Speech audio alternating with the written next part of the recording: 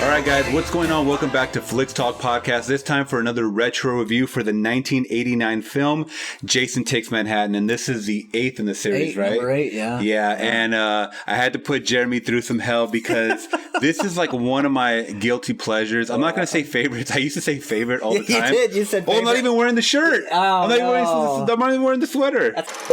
All right, and take 2. So I had to throw on my sweater. I totally forgot I was getting everything organized. A sweater I just picked up because I was like, this is such a guilty pleasure. I was telling Jeremy. Yes. And I was like, man, this is a good movie, like overall movie. And I hadn't seen it in years. You said it was your favorite. Yeah. It was my favorite in the series. And I think that's more of just a nostalgia factor as far as like just it being shown so many times like on TV and just how many times it was just, it was the late 80s. Yeah. And it was just the one that stuck out of my mind the most. Of course, I've seen all of them in the series. Yeah.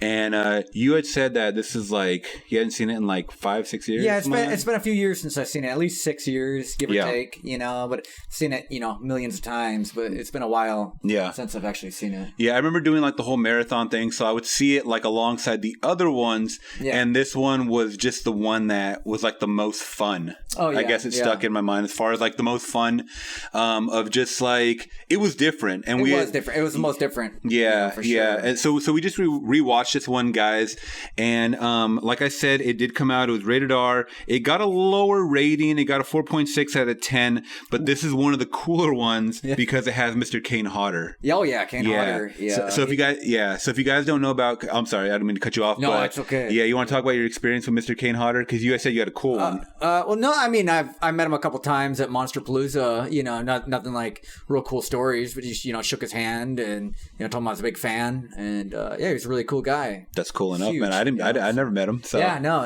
It was really, really cool. He's a really, really big guy. Yeah. And it definitely is shown in the movie, especially in these later movies. So I think Jason Mochi. Hey, look at that. We got a guest appearance. Moch, come on, baby. You're wasting our film time. That's awesome. You got to keep him in. All right, so Mochi's part of the podcast now.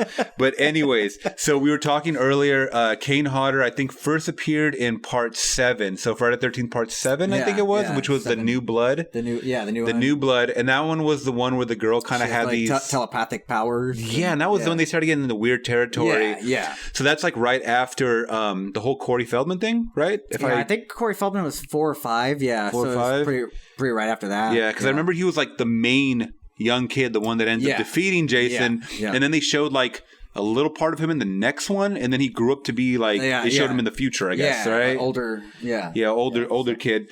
This one, guys, it's pretty much this group of high school students is like on a high school. What do they call these? Graduation trips, I guess? Grad trip. And it's just pretty much they're going on a cruise ship thanks to this. I totally forget the guy's name, but he's like the final girl's boyfriend or whatever. Or he wants to be the love interest. Yeah, I can't remember. We called him Zach Morris. Yeah, we called him Zach Morris. He looked like a brunette Zach Morris. And his father was the captain of the ship, and he was like letting them use the ship pretty much for this class grad trip, the senior trip, and he was even mentioning it, or I think it was in the deleted scenes. He's like, "This is like the smallest." Oh yeah. They said class. This is smallest senior class. It's not a problem, and they just had a skeleton crew running the ship for them. Yeah, which we never see any crew members in the whole. There's literally 2. It's just the captain and then the maintenance guy. His buddy, the guy, his buddy, co-captain, co-captain, and they're supposed to be taking care of like. It looked like maybe 40 kids. Yeah. Which that's a lot. Yeah, you got the maintenance guy running around. So pretty much the story of this, guys, is in the beginning we get to see Jason reanimated through a power line. I guess it is. It's always electricity that brings him back to life. That brings him back. For sure. And it's was it the last one, Part 7, where he's in the bottom of the river. And then, the electricity goes through the anchor and he's chained up and then he gets risen by the electricity. Yeah. So in that sense, I guess it is following like timeline of the last movie where he was chained and kind of pulled to the bottom, anchored down. Yeah. So that's kind of cool in that sense. It does follow the lore, guys, of that. Which is always cool in these movies, but then you start getting into the story change from Camp Crystal Lake to Jason Takes Manhattan. Well, how does he get to Manhattan? Exactly. And that's the biggest topic that everyone talks about when they're talking about this movie. Yes. Is how is New Jersey tied to New York? I mean, they're very close state-wise, but how the ocean and the lake. We're making a joke. It's just like, when he literally swims to Manhattan, it's like, what is he, Aquaman? It's just like... Also, we're getting into territory where Jason is no longer a man. I don't ever think he was. I mean, when he comes back, he's kind of like a zombie. Yeah. People want to call him that, or a supernatural power. Yeah. But we really get to see it in this movie because essentially that's what it was, guys. A class trip and him just picking off, the classmates left and right. Yeah, just one by one. But as the movie progresses, we get to see him pop up like just in random spots that a man cannot do. No, yeah. There was that scene where she's in the middle of the dance floor. Was it Kelly Hu? And she's in the middle of the dance floor, and she turns to the right, and Jason's there. And then she turns to the left, and Jason's there. And then she looks forward, and Jason's there. And she looks back, Jason's there. It's almost like there's multiple Jasons. Exactly. Almost. There's like multiple Jasons, and it just turns out it's just one Jason. But I mean... Definitely a supernatural feeling. Yeah. So speaking of Kelly Hu, she was like the biggest actress to boom from this movie. Yeah. Pretty much. Besides Kane Hodder, I mean, she was in the Scorpion King, X2. X2. Yeah. As what was the character's name? Do you remember? Lady Deathstrike. Yeah.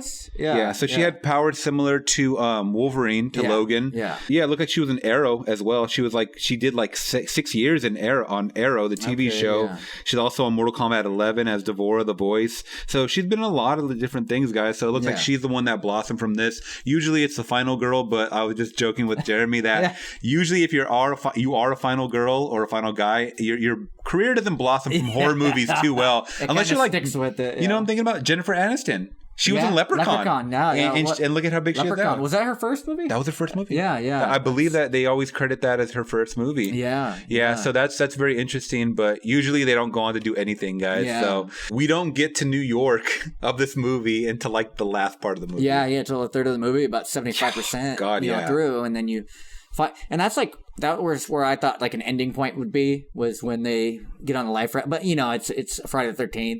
You know, 6 people aren't going to just make it away in this movie, but that was a point where I was like, all right, can we end it now? But then they go on to Manhattan.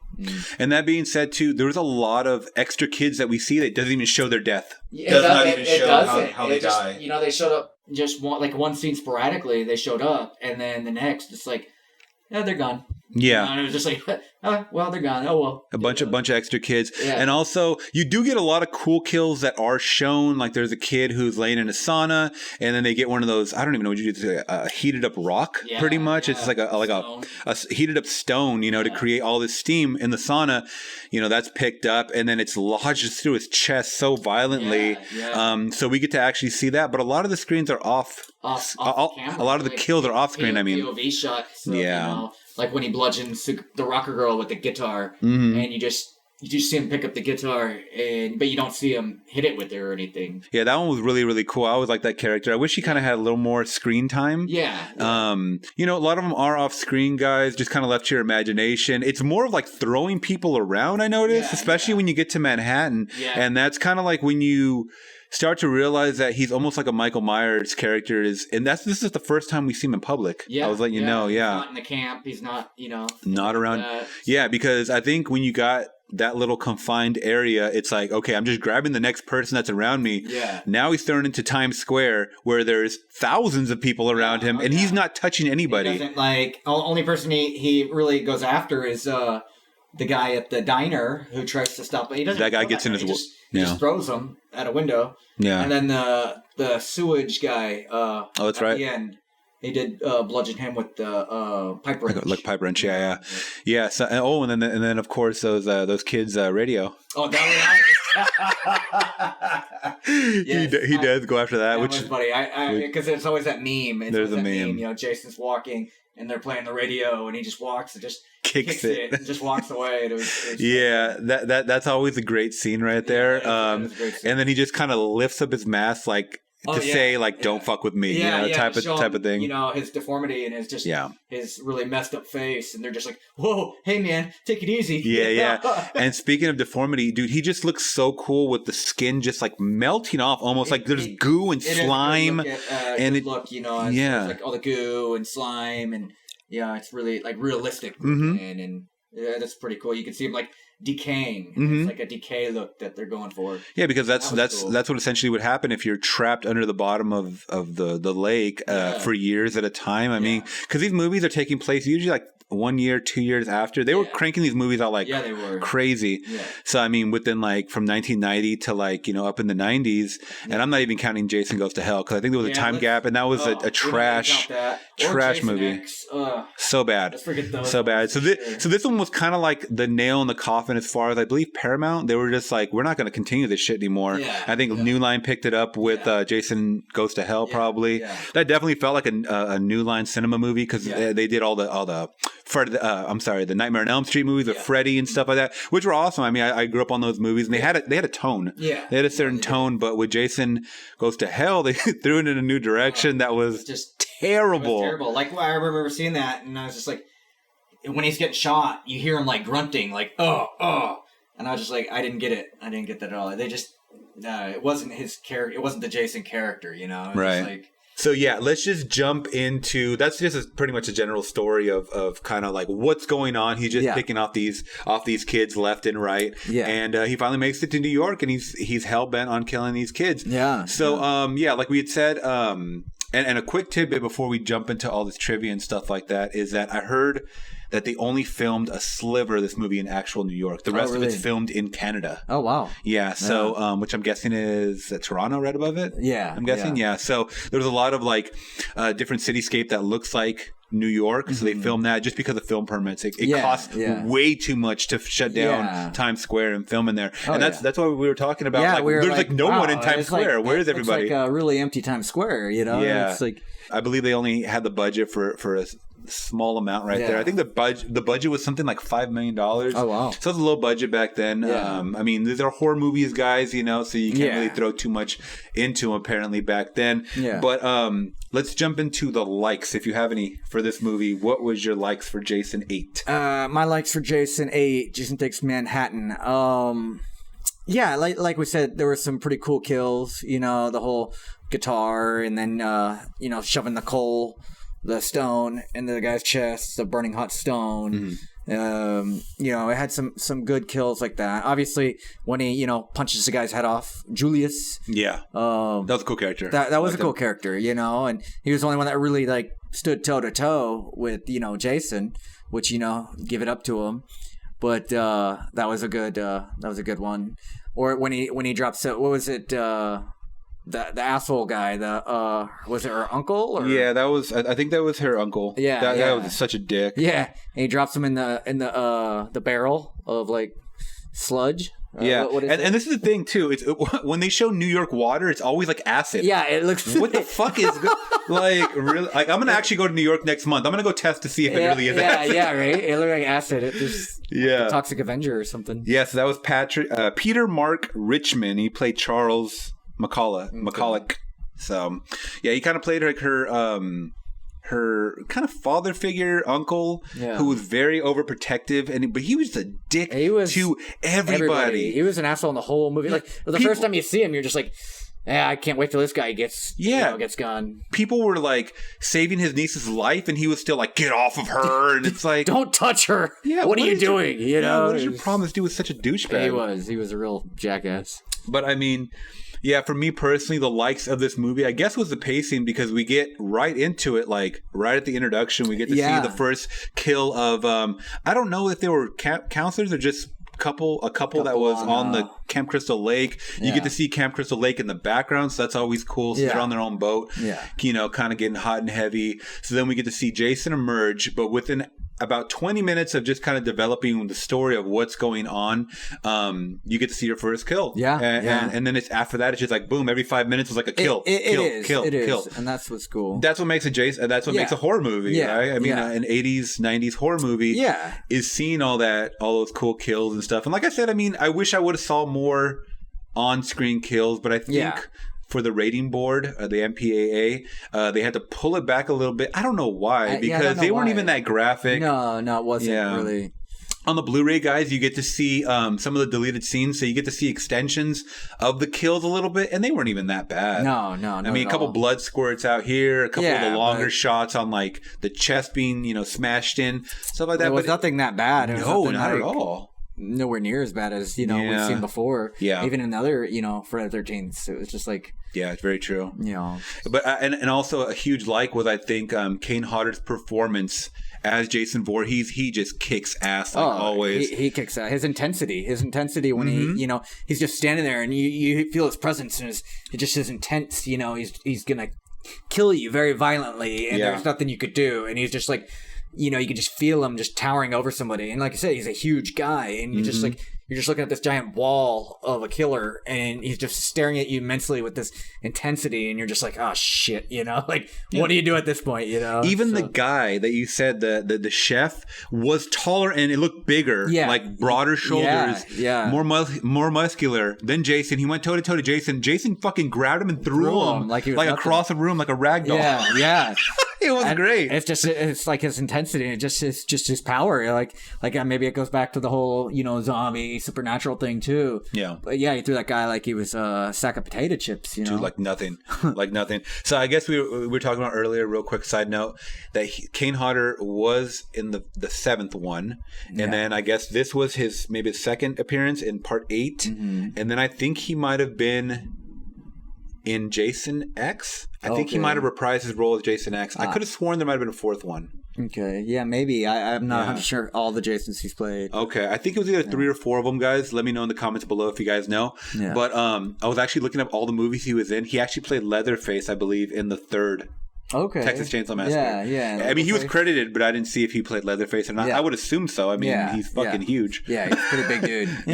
He's a really, really cool guy. So, I mean, other than that, I really liked all of that. I liked all the kills. I loved how 80s it felt, like the way everybody was 80s, dressed. The music, like I was gonna say, I like the music. Yeah. Very like Phil Collins-y Genesis type of music. What would you say that was? Like, what kind of music would you? It was very alternative. I guess rock. I don't know. Alternative rock. Maybe alternative rock. Yeah. I don't. It wasn't no punk rock or no. It was not heavy at all. Not heavy at all. Yeah. But very, very Phil Collins. Very Genesis type of thing. Yeah. And I mean, it was 80s. It was a cool theme song. I think did they play it a couple times maybe? I think they might have. Might have a couple times when they showed the cityscape. And when they show New York, guys, it looks like a shithole. Yeah. It looks like a shithole. And I don't know if all this stuff was added in. I'm sure all the graffiti was there, but there was like rats running around. Added just grime and grit. And, it's like as they just throw stuff in to just make it like we'll just break some windows and throw some bricks around and the 80s were such like a sludge slime punk era. I mean, going back to that whole Return of the Living Dead. Yes. I mean, you Classic. have it's just with that ragtag bunch and the way they talked and even things were like when the 2 girls were doing drugs or whatever and she's like you're a downer or something they had a couple lines like things like that or the best was when Julius was like, hey man, we're not in class anymore. I'm in charge here. School is out. Okay. Oh no, he goes, hey man, class is out. That was great. That was so 80s. My favorite line. I really love that one. And it kind of threw me in. I wish there was a little more writing like that to kind of, but we were right on the brink of like, 90s, your 89, 1990 and stuff like that. So we were getting to a new decade of horror movies. And this is pretty cool. I mean, overall, it didn't make any sense at all whatsoever. Oh, no. And that's probably what jumps into my dislikes is that the timeline and Jason supernatural Jason now. Was totally did not make sense, and I didn't really like that because they didn't follow the lore. No. I like more of a like a stalker Jason. I like more of like when he's in the camp and when he's stalking the the counselors. It not saying it's like a believable movie, but I mean it's more realistic than him like being Aquaman and swimming to Manhattan, terrible, and then like you said, just appearing, and certain things like that just didn't make sense in this one. And not only did Jason kill, it just popped in my head, but not only does Jason kill innocent people, I mean, he went after those 2 drug thugs, basically, is what it was, that were trying to harm our main final girl. So he kind of did right by them in that sense. I mean, he was just like, I'm trying to get to this girl, and you guys are in my way, so I'm gonna fucking kill you. Totally. Yeah. So that was exposed to them. Yeah, that was really, really cool. So I think after rewatching this one, though, guys, I got to drop it down. It's not your favorite anymore? It might not be my favorite. I don't know which one is my favorite, but it's most memorable as far as like the corniness, the cheesiness, and stuff like that. And of course, Jason in Manhattan. Come on, you can't. Yeah, no, totally. You can't do wrong with that. I mean, kind of like when Godzilla goes to New York, Oh yeah, yeah, with Ferris Bueller. Yeah. So, so it's like. The ending of this movie. What do you think about the ending of this movie? In the sewer scene. The sewer. It kind of like there was part where it didn't make sense. She throws what was it, the water or acid? I don't know, on his face, and like he got shot like 20 times earlier, and he got beat up on and everything. He got run over by a car. Yeah, and then she throws, I guess, this water at his face or acid. I don't know. And he just takes his mask off and starts stumbling like he's drunk. Like that's what did it. That's what finally like really slowed him down. And then out of nowhere, they're in the sewer, and all that water comes. Like we said, it's like acid. Yeah, I don't know. Is it water? Is it acid? Who knows? It kind of plays on the whole thing too. It makes me jump to Freddy vs. Jason, where Freddy right away knows his kryptonite is water. And remember, he circles him in a thing of water, like a waterfall coming down. So that is his kryptonite, is water. Water, yeah. And actually, a trivia that I wrote down is, you remember the scene where he's spitting out the water? Like, that was actually Kane Hodder really throwing up. Oh, wow. Really throwing up I mean, he must have drank a bunch of water or something like that. He was throwing up this liquid to get into the character. Wow. And it was actually, I thought it was like a pump or something. Yeah, I know, I did too. But they said that it was a real deal thing. Oh, wow. So that's always cool to see when they really get into the roles like that, guys. Yeah. But yeah, once again, Kane Hodder's performance in this was great. Yeah. A lot of the side characters were okay. They were not overacting for a horror movie. Yeah. Some more for sure. Yeah, especially the douchebag uncle. Oh, but yeah. He was just a little bit too serious. I don't know his previous acting job, but it didn't seem like he fit this movie. No. Whatsoever. He had like that, he could have been like in a dry humor kind of like element, like a slapstick. Like, didn't we think he was a Naked Gun, or wasn't he one of the Naked Guns? He was a Naked Gun. Yeah, he was a Naked Gun 2.5. Yeah. So he's got that humor, kind of like put a Leslie Nielsen in a Friday the 13th, but try and have Leslie Nielsen, be serious. Yeah, and that's kind of like what it was, And Don't Call Me Shirley. Yeah. type of deal where he's like really serious, but it's funny. It's dry wit. Yeah. So I mean, for what it was, I mean, it was. Now that I'm thinking about it, I drop it down on the Friday the 13th scale. It's not the greatest series, guys, whatsoever. But this is the first one that takes you out of Camp Crystal Lake. It does, and that's why I appreciate this the most. And I guess out of 5, if I had to rate this. Just overall, like around Halloween time, which it is, guys. I mean, I know if you're living in Southern California, it's fucking. We just got to have a 90-degree heat wave. Yeah, weather is crazy. It doesn't feel like Halloween time at all. No, but we're about less than a week away from Halloween. Yeah. I would say this is probably a 3 out of 5. Oh yeah. Because I mean, it's like a one and done. Maybe watch it every 3-4 years. Yeah. Just to kind of laugh at it. Totally. That's a good review. I give it about a 2.3, 2.5. If I had to say. Do you have a favorite in the series? I don't know if I have a particular favorite. Like, this is the best. I did like the part 3, the 3D one. Oh, that's right. And I just think that's because like the pinnacle. That's where he, the hockey mask originates and everything like that. And that's I thought that was really good. And so it was 82, 83, and it's something like that. Like it's real slasher feel to it still. Mm-hmm. But I liked 1 through 4 really well, and then like we said, when it started getting to the whole telepathic and stuff like that, that's when it was kind of like jumping the shark a bit. I thought. But I think that's when Hollywood in the mid 80s was trying to develop these these horror slashers. You have Jason, you have Freddy, you had Michael Myers, and they were even Charles Lee Ray, Chucky. Yeah, they were trying to develop them into these icons, these social icons of like the MTV generation. Yeah. So like MTV was big in like the late 80s. That's when they started booming, and they were just like incorporating them. I mean, you saw freaking Freddy in the Fat Boys music video. You see, my name is Freddy, and I'm here to say, I'll wrap you up and take you away. Feel like you're tired and ready for bed. Don't fall asleep or you'll wake up dead. So they were really trying to make these icons like a household name. Yeah. And I think by adding like that rock music and then like these elements of the cool kids and the nerds. Oh, and, like, yeah. all this stuff. That was perfect. Yeah, that's they awesome. started changing up the script a bit, but not necessarily the best thing. I mean, especially when you're watching it like 30 years later. Yeah. You're just this is goofy. I remember I used to watch them, like Joe Bob Briggs, Monster Vision. And classic Joe Bob, that show. And that's when we used to have like back to back, marathon movies. And, that's so great. He'd talk in between and everything like that. And it just had that feeling, and he'd do his trivia with it. And I love that. And that's funny that we talk about trivia. Let's just jump right into some of this trivia so we don't make it too long for the review. But it says most of the cast had a Friday the 13th marathon and watched parts 1 through 7 the day prior of the shooting. Oh, wow. They were intent on making part 8 the best one. And did they make it the best? They did not. They did not. They did the complete opposite, I think. They did do the opposite. Of what it was. Yes. And dude, just think about it. Sitting there prior, seeing 1 through 7. Yeah. How many fucking hours is that? It's gotta be like 14 hours of movies. That's a long...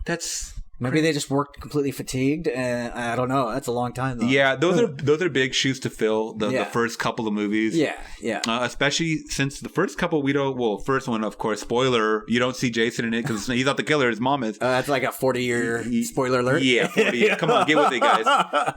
The second one, we see him emerge finally. He's like, what would you say? He's like in his 20s? Yeah. And that's another thing we were talking about, the timeline of this movie. Yeah. We were talking about the timeline of this movie. It did not make sense. Just jumping to that. I don't know if we should even get into that. That's a whole other issue. Just know the timeline at certain parts did not make sense. Yeah. We don't really know how old Jason is, apparently. I mean, I guess if he's a zombie, he really doesn't age. I don't know. Yeah. He's kind of preserved. Yeah, I guess he's preserved, like you said. Yeah, but in the second one, I mean, we see him with the potato sack on his face. And the third one is where he really shines. Yeah. Where we kind of get to see him in his full form. Yeah. But the first one, of course, is all POV. The second one is kind of, you don't see too many glimpses of him too much. Yeah. You see him running around and stuff like that. Yeah. The third one is when you finally kind of see him. Yeah, the 3D. With the whole 3D, that whole marketing thing of 3D, which was really, really funny. Yeah, could you watch it nowadays without 3D?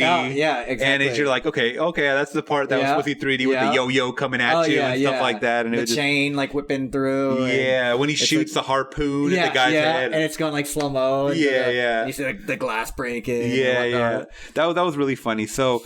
I mean, some other trivia. Let's see. This is the only Friday the 13th to have a blooper reel on the DVD and Blu-ray, and we actually just saw that. And was there much like bloopers?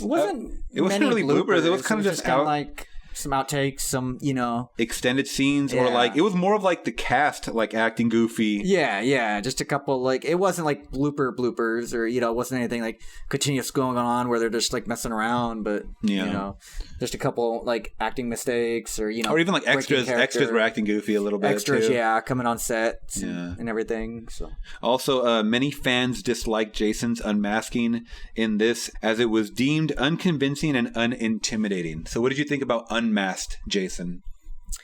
Yeah, it just I really didn't get like a factor of where it was like, oh my, or oh god. It was just like, okay, as I like what he looks like. I mean, it's like I don't know.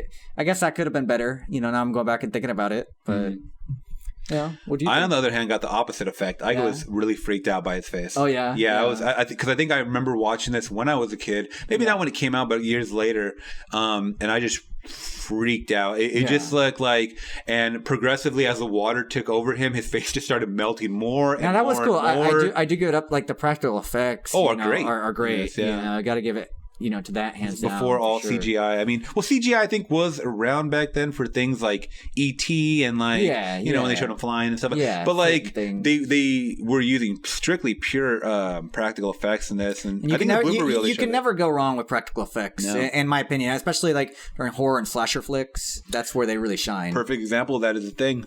The Thing. The best practical effects I've ever seen in my life. I agree. The For sure. Thing, 1982, Kurt Russell, John Carpenter, one of my all-time favorite movies.